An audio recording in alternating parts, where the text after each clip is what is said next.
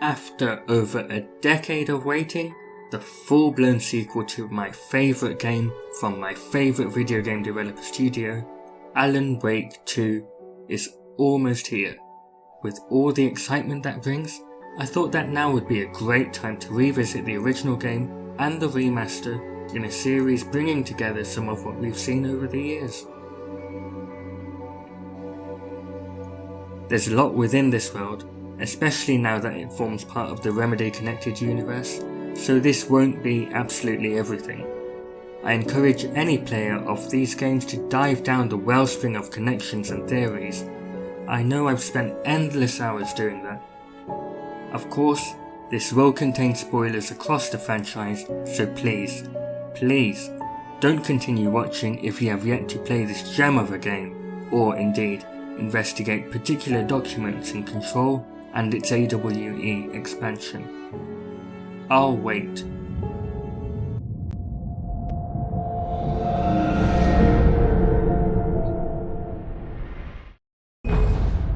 Before we move on to the 5th episode, let's take a look back at the events leading up to this point. Previously on Alan Wake. Under the influence of the Dark Presence, I wrote a horror story that is coming true. Jagger had been my editor, making sure that the unfolding story would make her more and more powerful. Some part of me had been aware enough to write my escape into the story. Together we can create something absolutely wonderful. The lake, it does something to the works of art created here. It makes them come true. My mom gave me this old light switch. The clicker. Alice is being kept in a dark prison. I need to find Cynthia Weaver to fix this. It's your fault, and you're gonna pay for it. Well, we're expecting a record crowd from the neighboring counties. Naturally, we hope to break the record set by last year's Moose Fest in our neighboring town, Watery. Ladies and gentlemen, some people have asked me, what's the big deal about Deer Fest? And I think that this sums it up. It's about friendship and community. We've got a great party coming up, but let's try to hold it in until tomorrow and get through the night in one piece, all right? I have it. Someone will come for it when the time is right. Thomas said so. He wrote it. The key is insurance. It's my job to keep it safe. Safe in the light. Always in the light. As the deputies hauled Wake and Wheeler away, Agent Nightingale eagerly examined the stack of papers Wake had been carrying. It was incomplete. A collection of random pages, but there was enough. He saw his own name in there, among others. His hand shook with emotion. Finally, it was proof. He had been right all along. Nightingale tried to make sense of the manuscript. It was disjointed and strange. He didn't understand half of it, but it all rang true.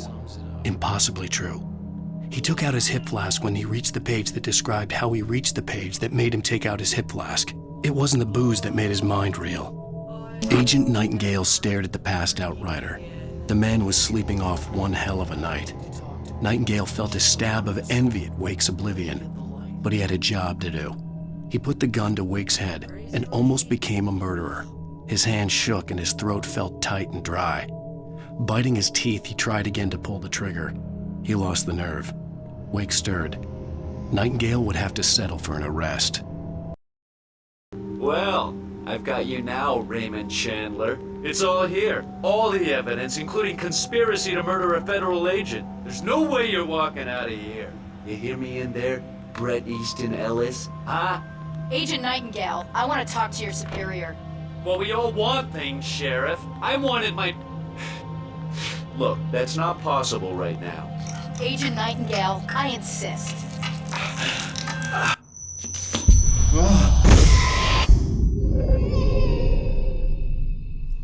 Wake, what's wrong? Lady, are you stupid? It's a trick. It's an obvious trick. Okay, I've had enough of this crap. Wake, I'm gonna trust you with this. You're joking. Agent Nightingale, your opinion would matter more if you were sober and if I actually believed you were here on official business. Whoa! Get back in the cell, Stephen King. The only way you're leaving this place is over my dead... Wait a minute. I know this. Nightingale felt the situation veering out of his control, but the gun at least felt steady in his hands. He was ready to fire, resolved that he would let this happen over his dead body. And yet he hesitated. He had seen this moment before, read it in the page. He was transfixed by the déjà vu and the horror that he was a character in a story someone had written. Then the monstrous presence burst in behind him and dragged him into the night. This is the last scene we have with Nightingale, barring one shot of him in the next episode. The manuscript doesn't mention what happens to him, only that he was taken, and as we know, the Dark Presence can take advantage of gaps in the story. As Alan puts it, what you define may become reality, but so can that which you imply, even if you don't realize you're doing so. An abandoned concept had Nightingale become a Taken to be fought as a boss in a sawmill. I wonder if this may have carried over in part to the sequel, perhaps as Saga's introduction to the Dark Presence. Still talking about this mystical experience of Alan Wake going back in time. I mean, you as the player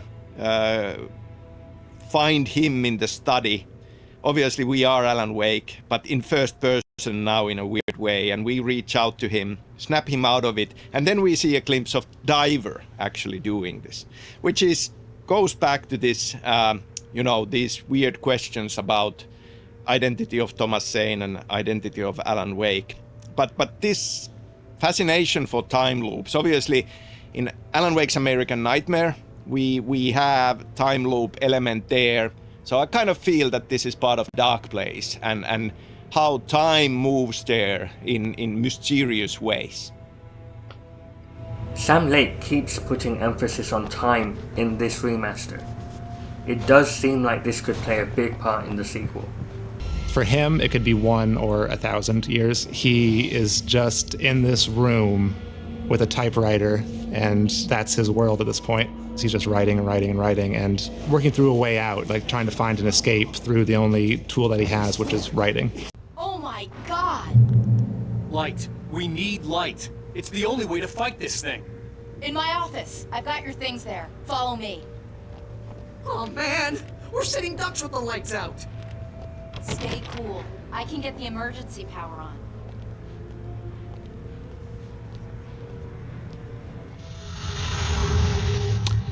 We like to keep things a little vague because once you start explaining things in great detail, you kind of lose a lot of the magic. That said, I think it's very clear to everybody by now that Bright Falls is a very weird place, and it's not just about Cauldron Lake and what dwells within. Sarah Breaker is the sheriff here, and given the nature of Bright Falls, she has a fairly difficult job. Once you're the sheriff here, you're not just writing parking tickets, you're actually responsible for the entire community. And that's why her view of this whole thing is a little different than Wake's, because you could say that Wake's goal is a little bit selfish because it's all about his wife and his marriage, and Sarah is a little bit more community minded because she's really fighting to save Bright Falls from this threat.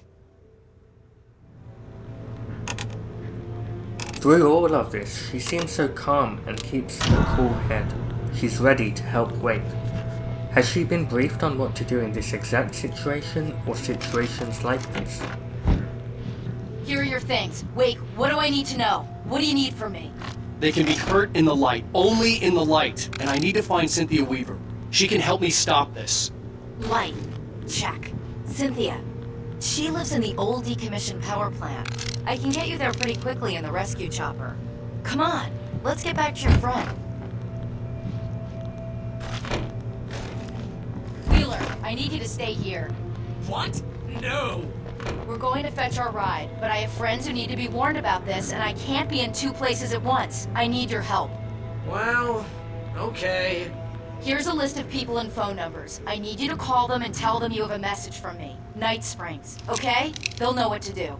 Night Springs? Like the TV show? Gotcha. Oh, hey, that radio guy is on the list, mate. Who's Frank Breaker? He related to you? My dad. Hey, is this like a secret society? Can you do this? You'll be safe here. The backup power's on. These guys need to be alerted, just in case we don't come back. You'll come back for me though, right? As soon as we get the chopper ready. Thanks, Wheeler. I owe you one. Okay, let's go, Wake. Through the back. My hangover wants a pizza. You think there's any way I could order one, Al? Night Springs was later purchased and rebooted by the FBC to see how audiences would react to strange happenings presented as fiction in case they become public knowledge in the future. Hey, Sheriff! Your password! Night Springs? What's that all about? It's a stupid joke we have. That Bright Falls is the original inspiration for the TV show. This town can get weird at times. Never this weird, though. As part of the story, we discover that there are some people in Bright Falls who do know about these supernatural forces of darkness. And they have formed this loose secret society to deal with these things. Part of it is the sheriff, Sarah Breaker, and we connected to her father, Frank Breaker, as well. Now, it's not widely known, but there were a couple of comic books that we created after Alan Wake, and one of them actually, one issue deals with Frank Breaker as a character. Psycho Thriller is one that I'll leave for you to read. Night Springs takes place over the course of this episode, but I think it's best to go over what happens in one go. Both comics are available on the Alan Wake wiki. In this issue, we learn that Frank Breaker retired from the NYPD to buy himself an apple farm in Bright Falls. He was a man that liked to keep himself busy, and working outdoors made him feel useful. He was eager to volunteer for what might have been called a reservist position, and he had always taken his duty seriously, even at the age of 59. Barry calls Sarah's dad near the start of this episode to give him the code word of Night Springs, to which Frank immediately realizes that something's going down. The first thing he does before putting the phone down is prepare himself with a weapon and a flashlight. In his truck, he alerts Kirkland, who we now know to be the head of investigations at the FBC at the time, or at least working his way up to that position. We see that his team can't reach Bright Falls anytime soon. We get to see Frank's past with hostile entities in Bright Falls. He'd seen a tree walk, he'd killed a taken in the form of a man with a wolf's head, and once, a little after his wife's funeral, something with her sweet scent breathed softly into the back of his neck. After proving himself with the evacuation during the 1976 AWE at the Anderson farm, his law enforcement experience came in handy as the leader of townsfolk ready to help out in an emergency. We see 4 deputies, including Mulligan and Thornton, who are mentioned in a few manuscript pages, and Pat Main, but there could be more involved in this group. After being told that Sarah was headed for the power plant, her father heads over there to help her out. But Pat Main seems to know more about what's going on, and that Cynthia's place would be her destination. As the radio host, Pat Main is tasked with coordinating an evacuation should it come to that. Frank guesses that Hartman would be involved somehow. It's interesting that the comic is stated to contain a lot of excerpts from Alan Wake's departure, especially considering that these are not all found in the game. How much of his manuscript was left out of the game? Frank wasn't clear on what happened with the poet in 1970, but remembered the earthquake. Following the path of Sarah and us, the player, as Alan, he makes his way to the power station. Cynthia had bragged about her secret tunnel to the dam, and that's where Frank goes, but he takes the road instead. Barbara pays him a visit with some other friends, and he fights his way out with some flares. At this point, we reach the end of the episode, where Alan finds a shoebox, and suddenly it switches from night into day. A figure that looks like it could be Alan runs away, and it switches back to night, after which Frank reunites with his daughter in the well-lit room. That's Frank's story. Now, back to Alan's. The town of Bright Falls is a sleepy, idyllic small town, the type that's familiar from much of popular culture, where little happens and time almost seems to stand still. The heaviest influences for this location were the town of Snoqualmie, where they shot Twin Peaks, and also the town of Roslyn, the location for Northern Exposure. If you've seen these shows or visited similar locations, you might recognize the dreamlike, almost peaceful ambience that they often seem to have. It's as if time is reluctant to move on, sort of clinging back to the glory days when the town was born, where industries like mining and logging were booming. It is genuine Americana, and I think we have captured it quite well. The darkness that wore Barbara Jagger's face was furious. The story in the manuscript had been making it stronger all the time, but now the light had set the writer free and hurt it, weakened it. It was only a matter of days before the dark presence would be strong again. But meanwhile, it would be difficult to recapture the writer. For it to be free, the dark presence needed the writer to finish the story. Again and again, the story let it get frustratingly close to the writer without letting it capture him. It was bound by the events depicted in the manuscript, but it could pursue the writer indirectly, put others on the task and stop those who would help him. It took over everything in its path, made them its puppets, and sent them after Alan Wake. I don't know if it's just me, but Sarah seems to be a better shot than Mutt. On this road, a familiar feeling creeped in as I remembered the first official teaser for Alan Wake 2 at the Game Awards back in 2021. Bright Falls was a very challenging location to really develop, to get all the paths and all the branches of the journey to feel natural. The town was designed and built quite a bit earlier than we actually settled upon the final storyline twists and the specifics what actually happened there. This meant we had a lot of problem solving to do when we actually got to decide where Alan Wake and Sarah go to. For example, this branch, this harborside building that you're now just been going past, was something we incorporated very late in the process when we noticed that having the whole harbor street available for combat just didn't work that well as we expected for combat, pacing and technology. I've not really had problems with pacing of Remedy's games, but some may have with Quantum Break's TV show. Combat is something that continues to improve with each release, and technology has certainly improved over the past decade, where we are now skipping 2 generations to reach Alan Wake 2 as a new gen exclusive. Alan and Sarah continue fighting the Taken to reach the helicopter keys, which they find at the town hall. Barry was in his element, making calls, making things happen, even if he didn't entirely know what those things were. He wouldn't let the hot sheriff chick down.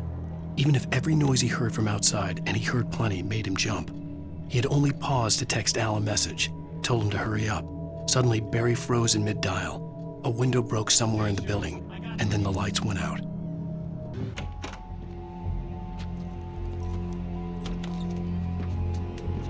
Barry?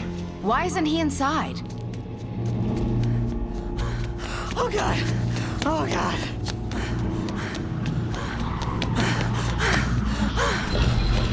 Barry! Look out! Barry, move! Ah! Barry! He made it inside, Wake. He's okay. The storefront's blocked. Come on, Wake, let's go around. We can meet him in the back.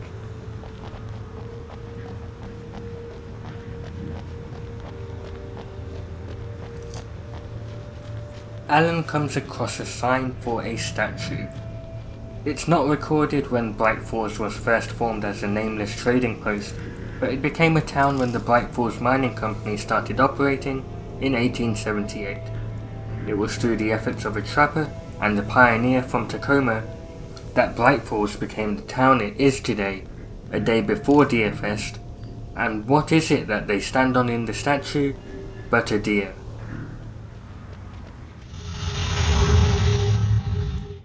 Even though for a town Bright Falls is quite small, as a gameplay location it is huge. There are many buildings and many of them have interiors or had them at some point when earlier story revisions so required.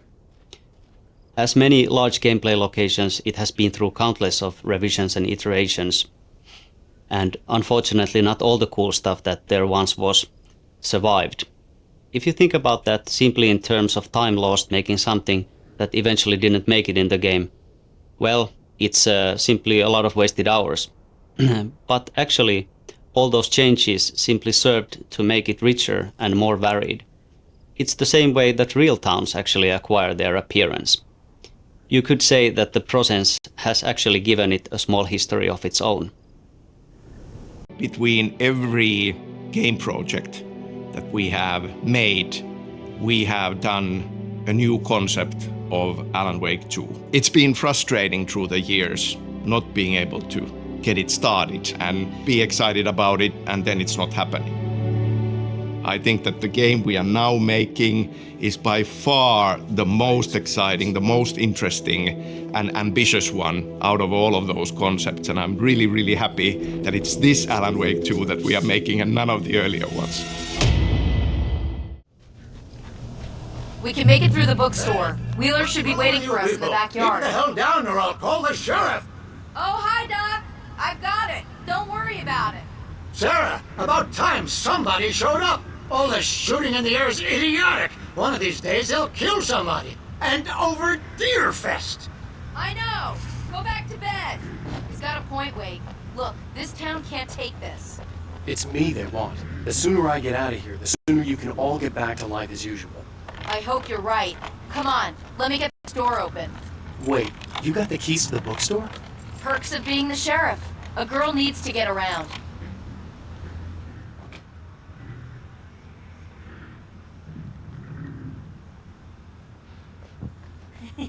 They're really taking advantage of your presence here, Wake. I heard they're selling a lot of your Alex Casey books. Right now, I'm not a big fan of my own writing.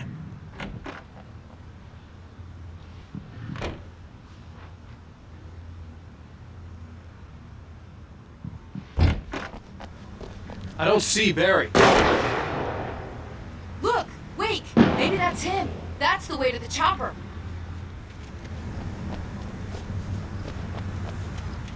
So we have the worlds of Alan Wake and Control connected to each other, as is now clear from Control and especially Control's AWE DLC. They are both part of Remedy Connected Universe, which has been a long time in the making, and now it's finally out in the open. So that is something that I am really excited about, and I am thinking about a lot of opportunities and plans in the future. He's thinking about a lot of opportunities in the future. This is very exciting. Sam Lake has already said that he thinks that fans of Control will be surprised about the amount of connection points.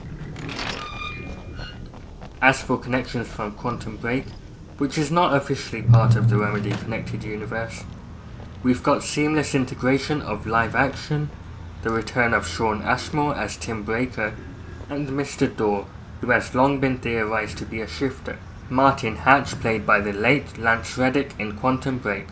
David Harewood plays Mr. Dorr, and his presence is phenomenal from what we've seen so far. Hi, my name is David Harewood, and I'm playing a character called Walling Dorr in Alan Wake D. This is my talk show in between with Walling Dorr. Alan Wake is here. Alan Wake, one of my all-time favorite writers and guests on the show. He seems fairly affable and friendly and fun. But as the story develops, I think you get an idea that Dorr is not quite the person who he seems to be. As an actor and a gamer, it's just really cool to be not just in a video game, but to be in a video game made by who I think are probably some of the best video makers. Their storytelling is fantastic, and some of it's really dark. After a fight outside the church, a symbol of sanctuary, Sarah unlocks the door and the pair enter. Okay, it's open. Let's go, Wake.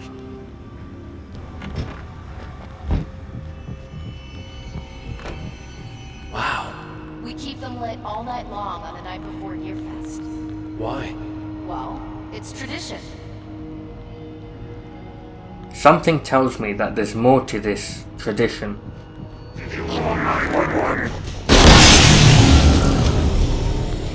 Guess that one saw the light, huh? You didn't like that one? A tough audience. Well, I got plenty more. What are the Christmas lights for? Protection, man! Like garlic against vampires? Vampires. The helicopter's just across the parking lot and up the hill. Come on!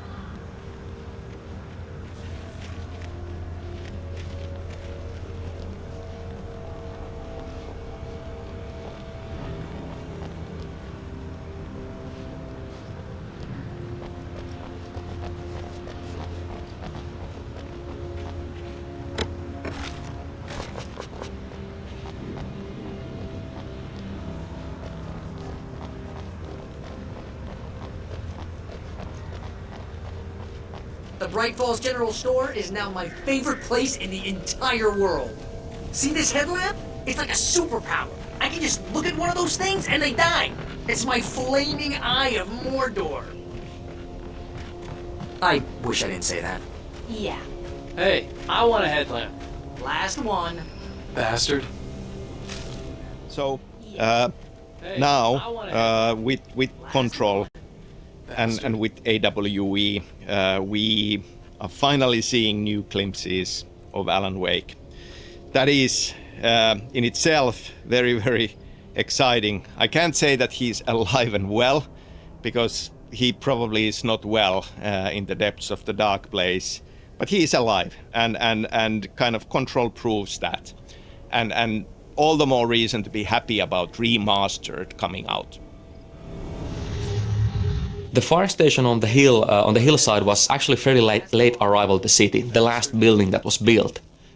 When we settled upon how the journey ends with the helicopter, when we found a good location for the helicopter, it basically meant that we need to find an iconic building to go with it.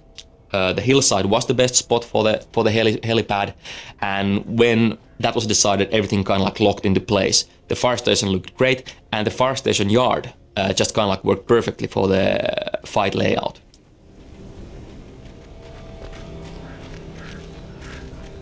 When someone throws a damn school bus at your head and you're about to take a helicopter ride with someone who may or may not have a pilot's license, you're cleared for departure to Night Springs. No offense, Sheriff. The helicopter's just up ahead. I'll need a while to prep for takeoff. Don't take too long. I want to get out of here. The survival section follows as Sarah readies the copter to head to the power station. Wait, you better put an end to this. Just get me to Weaver, Sheriff. You're taking a big chance on a local crazy lady, Al. I hope you're right about her, or we can kiss this town goodbye.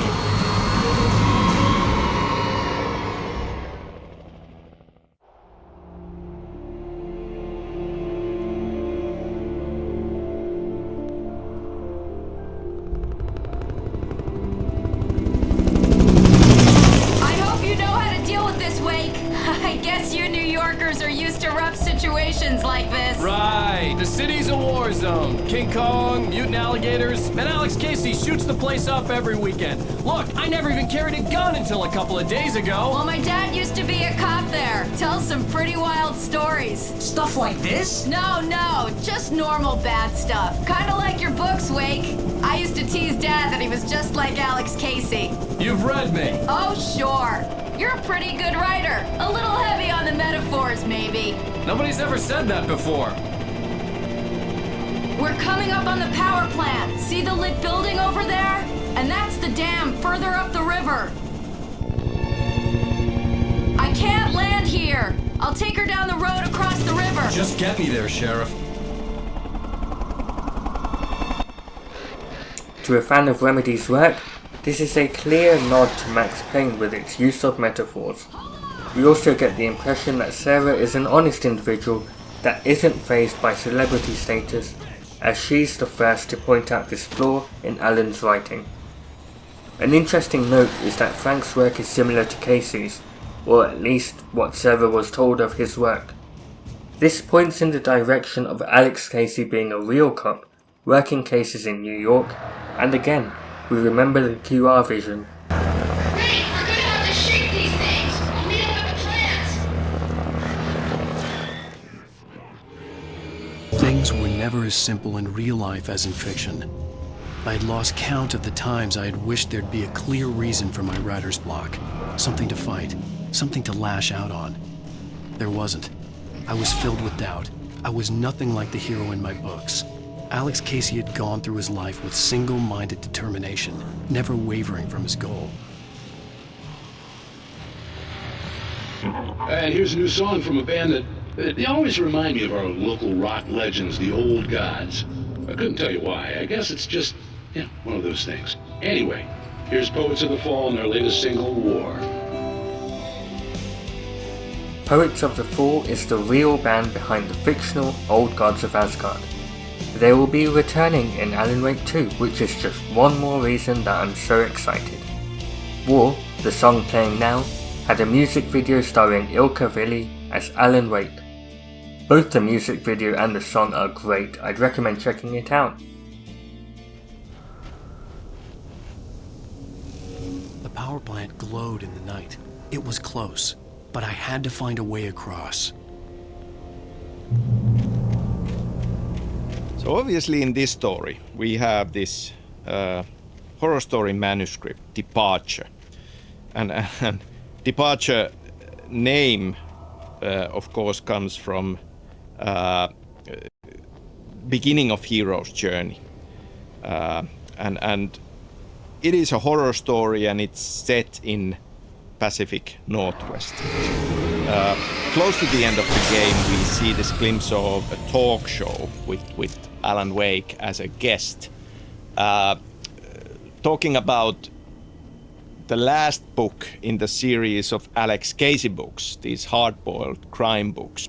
But he does mention that now he wants a departure from what he has done before. In this nightmare playthrough, I came across a manuscript page of lyrics and sat there in surprise, not sure what to think of them. Children of the Elder God lyrics by Old Gods of Asgard. The first verse and chorus. Warriors, torchbearers, come redeem our dreams. Shine a light upon this night of otherworldly fiends. Odin's might be your guide, divorce you from the sane. Hammer's way will have its say, rise up in their name. O memory and thought, jet black and clawed, children of the Elder God, scourge of light upon the dark. Why are they read in Alan's voice? Did he write them into the past? Or is he just reading a page of lyrics he came upon? Why then are they a part of the Departure manuscript? Are they a note to himself? There are 3 pages, all in this episode. This area is all about electricity. We're actually in a huge dam complex right now. What we're seeing across the river is the power station. The actual dam is higher up in the mountains, and right now we are in the transformer yard area. Pacific Northwest is filled with places like these power stations, and we just had to have one in the game.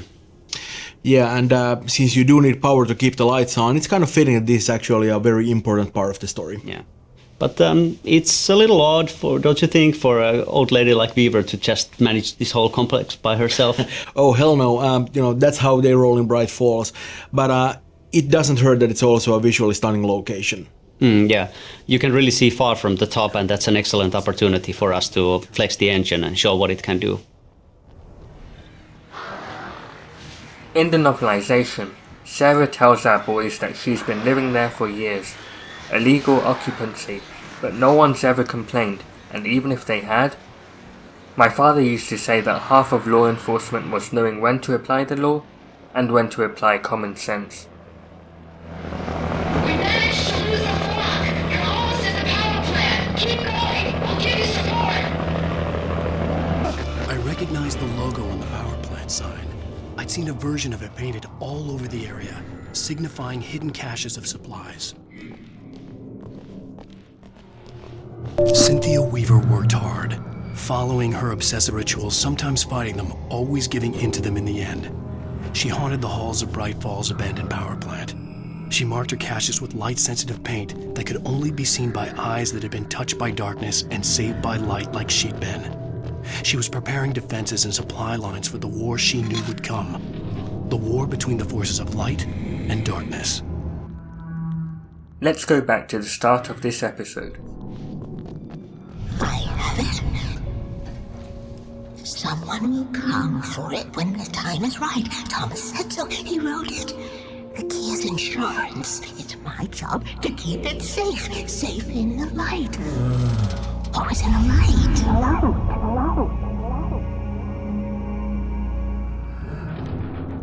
Zane wrote that Alan would reach the clicker when the time is right, with Cynthia as the Guardian, a role she curses him for. The time is right now. Hold it right there! Miss Weaver! Cynthia! I'm a friend! Prove it! You knew Zane! Thomas Zane! You're the Lady of the Light in the song! You can help me! About time!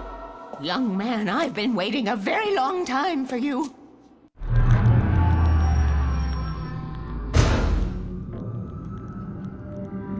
It's in the well-lit room. Excuse me? What you'll need to drive the darkness back. The well-lit room is at the dam. I built the room to keep it safe. Will it help me find Alice? Will it get me back to the cabin? Fine, let's go. I can get my friends to come back with the helicopter. Oh, we won't go outside. Never at night. That's rule number 1. You've been breaking the rules, young man, and where has that gotten us? Oh, I have a secret route, a lit route, an old water pipe. Something was damaged at the transformer yard. It's draining all the reserve power. Without it, the pipe will go dark. The power to the yard must be cut. Let me guess. You want me to do it? Young man, you're the one who likes to break the rules. I can't be outside in the dark. The kill switch is outside. I have been preparing for these times. The dark tides. You found my ashes, haven't you? You can see the signs. Very few people can. Yes, please. Take what you need. This is all for you, for the likes of us. We do Tom's work, don't we? Hurry! The switch is on the wall facing the shore.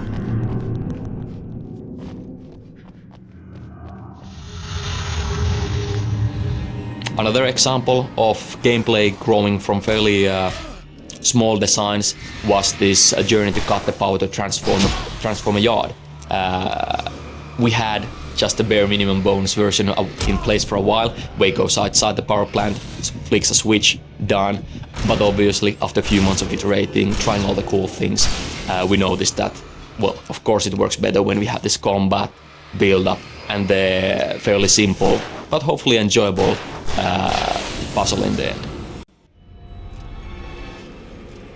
Though Alan Wake 2 has been in the works for over a decade, Thomas Puha, Remedy's communications director, has said that only about 4 of those years were spent on the game's development, with an average of about 130 development staff at Remedy.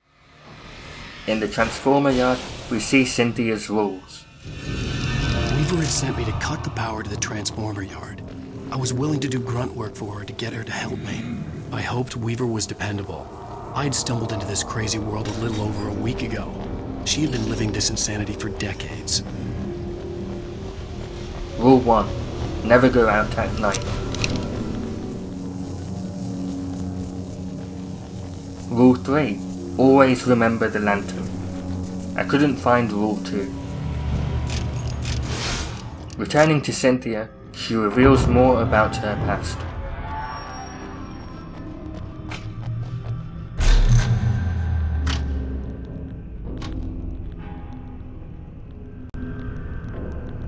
This way, young man. Follow me.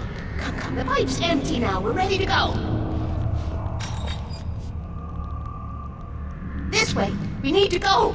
I knew them both, Tom and Barbara. I had such a crush on him. Such a beautiful man. I was jealous. There was a part of me that was maybe a little glad when she had the accident. And then Tom started writing and woke the darkness up. He tried to bring back, but you can't do that. There are no free rides like that. I'm starting to realize that. In that case, young man, perhaps you're a smarter man than Tom was. The witch looked like her, but it wasn't. Barbara was sweet. He didn't understand until it was too late. He tried to undo it, wrote himself, her, everything he'd ever written out of the world. Oh, he was so famous. And afterward, no one knew. Oh, Tom. He left only one thing behind in my care, in case it happened again. Insurance. He trusted me. Or perhaps used me a little. Tom knew how I felt. Knew I wouldn't refuse him. I built the well-lit room and put it there. It's been waiting for you. We are characters trapped in a story you have written, and none of us will survive to see the end of it if the darkness isn't stopped. She'll twist the story to her own dark ends. How do you know all this? Tom, that's the way he wrote it. He still talks to me, you know, in television, from beyond, from below. We have both been touched by the darkness, young man. He saved us both with light, but the darkness stays with you. You sustain.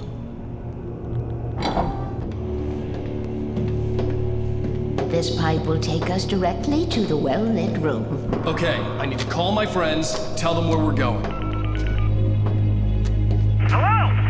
Al! Barry, we're headed to the dam in one of the pipes. Meet us there. Okay, I'll tell Sarah. It's Sarah now? Whoa! No! Sweet love! Barry! Barry! We gotta go see if they're okay. They're probably dead. You must reach the well-lit room. This is no time to be a selfish idiot. That's my best friend!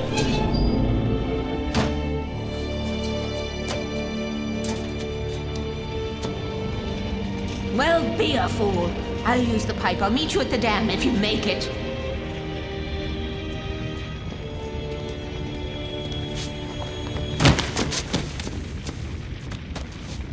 At least I didn't have to worry about her.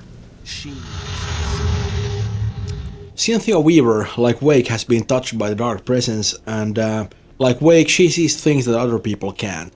She's the one who's been helping Wake, she's been leaving the supplies for him, she's been painting the weird messages on the walls, the ones that are revealed by light, and the thing is that nobody else can actually see them, only the people who have been touched like this.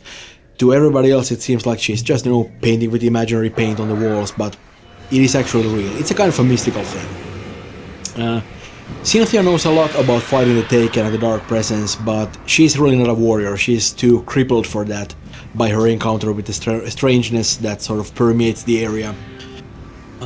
When she refuses to follow Wake into the darkness and to rescue Barry, she's not being petulant about it, she's just physically unable to enter these areas of uncontrolled darkness.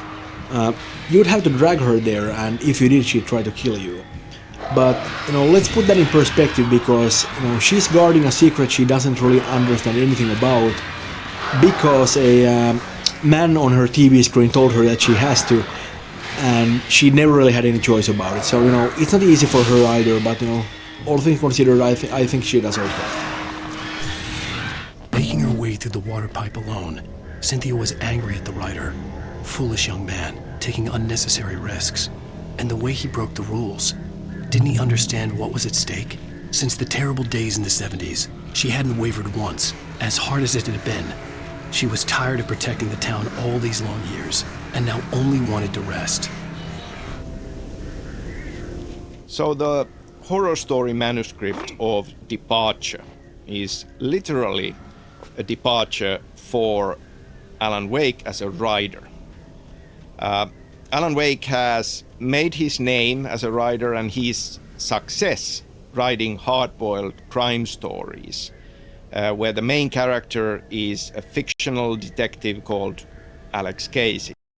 We get a glimpse into this life through an in-game TV insert of him appearing in a late-night talk show promoting the last and final Alex Casey book, The Sudden Stop.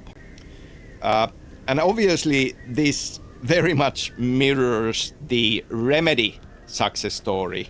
We created a hard-boiled crime story game called Max Payne. But Alex Casey is not the same as Max Payne. Rather, it's very much me wanting to insert a bit of hardboiled crime story into the world of Alan Wake as well, simply because I love it. The 2010 game was originally conceived to be an open-world survival game, in contrast to the prior Max Payne series.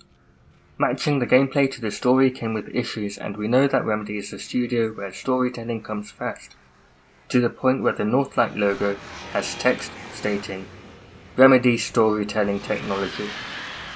After being trapped in a writer's room, willingly I should add, for over 2 months, the game switched to what we see now, a psychological action thriller. Sound familiar? Of all the versions of Alan Wake 2, only this version, releasing in October, is a survival horror, as this allows the gameplay to match the story to be told. Upon the announcement at the Game Awards, I loved how this is in some way going back to the roots of Alan Wake's prototype genre. Going back to Max Payne, Peter Hajba, a former sound designer at Remedy, recently said that an early concept from Payne's name was Alex Casey. Barry! Sheriff Breaker! Sarah! The crash site looked bad, but as far as I could tell, the wreck was empty. Barry! Barry!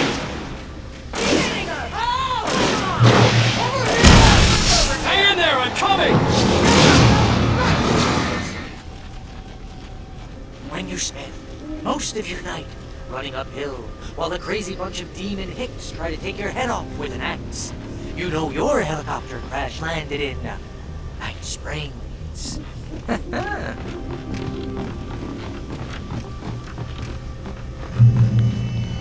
Please, Al, let's just stay here where it's safe.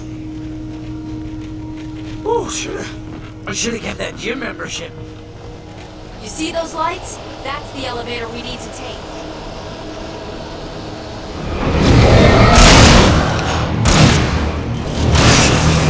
It's here! Al, let's go!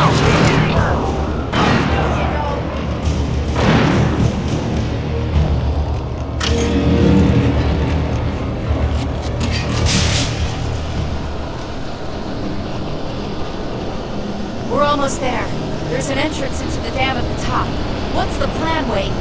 Well, Weaver's crazy, but she's got something Zane left behind. Something to fix this.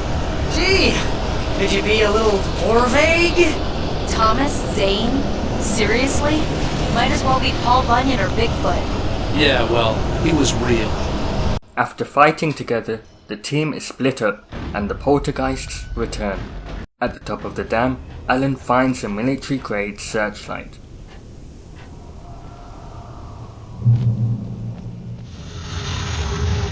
The tornado is one of the few enemies that has stayed pretty much the same throughout the whole project. Of course, it's not a real tornado, but a manifestation of the dark presence.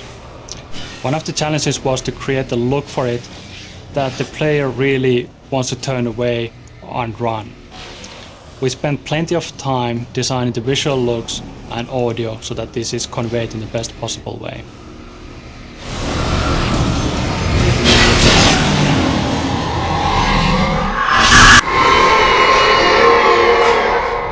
Enough. You will go no further.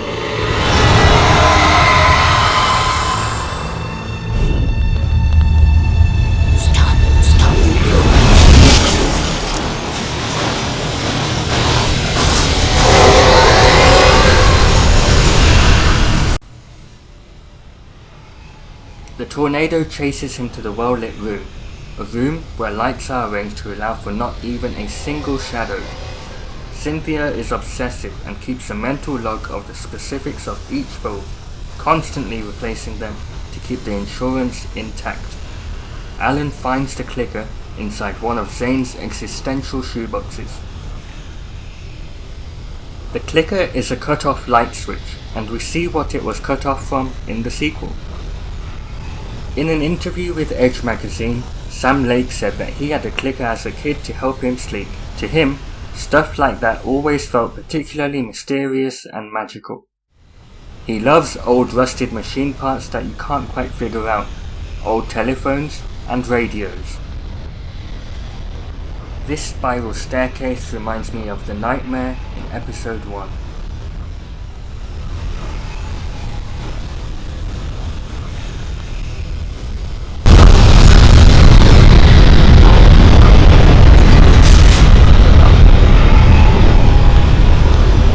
You made it. Well done. I'm glad I was wrong. It was a foolish chance to take. Don't worry about the noise. We're safe here. I have looked after the well-lit room for many, many years now. There is no shadow in the well-lit room. The power is fail-safe, and all the bulbs are numbered and changed regularly based on their make and model. Right.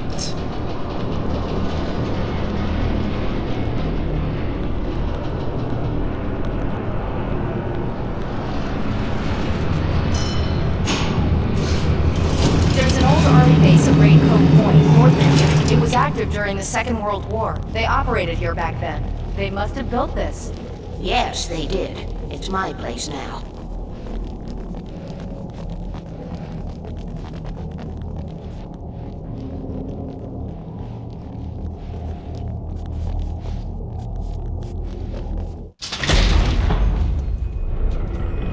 Take it, and I won't need to worry about the room anymore, because 6 and 33 and 118 need changing soon, and I don't want to climb up the ladder to change them because it's very late, and I'm tired.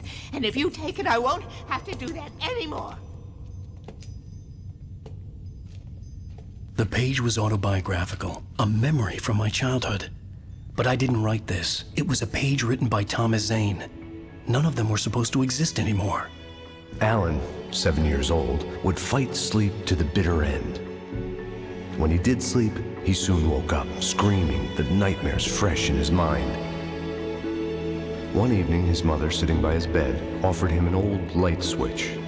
She called it the clicker, and flicking the switch would turn on a magical light that would drive the beast away. To imbue the talisman with all possible power, she added that it had been given to her by Alan's father. Alan never knew him, and anything of his took on mythical proportions in his mind. With the clicker firmly in his hand, Alan finally slept like a baby. Now, almost 30 years later, Alan thought of this as he stood on the rim of Cauldron Lake, the clicker in his hand. He took a deep breath and jumped. My mind swirled. I'd given the clicker to Alice, yet it was here. Zane had written it into existence in a story I had written. When reaching this point in the story, people often say that Wake created Zane, or Zane created Wake. But I see no reason to believe either from what we know of the rules of creation. We theorize from the QR visions that Alan has visions of things he couldn't possibly know, and I posit that Zane also foresaw parts of Alan's life. Both are writers, and both encountered the Dark Presence, though Alan would have had clairvoyance prior to reaching Bright Falls as part of this theory. Using the knowledge from his visions, the poet would have been able to nudge the novelist to set foot in Bright Falls and come into contact with the Dark Presence to finish what Tom started, but by no means do I think that he would have written the birth and life of Alan Wake. Free will cannot be destroyed, and the story has to feel natural. There are consequences to weak writing, and Zane knew that possibly more than anybody. It's the same logic that tells us that Alan didn't create the FBC, or write the events of Control. There's a limit to the writing. Remedy addressed this in Alan Wake's American Nightmare. This act of creation is exhilarating and frightening. Subtext and symbols loom eager to take effect. Causality and consequence become domino chains that stretch into infinity. The more fundamental the change, the more unpredictable the variables become. Reality is too complex to control completely. Ordinary questions become meaningless. Who created who? What is really real? Everything is as real as everything else. You learn to let go of the things you can't control and go with the flow, or go insane.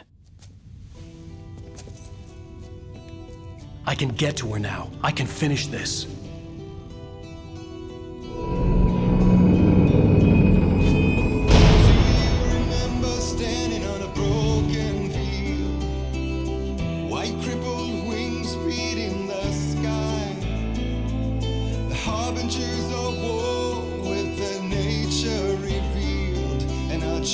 successful.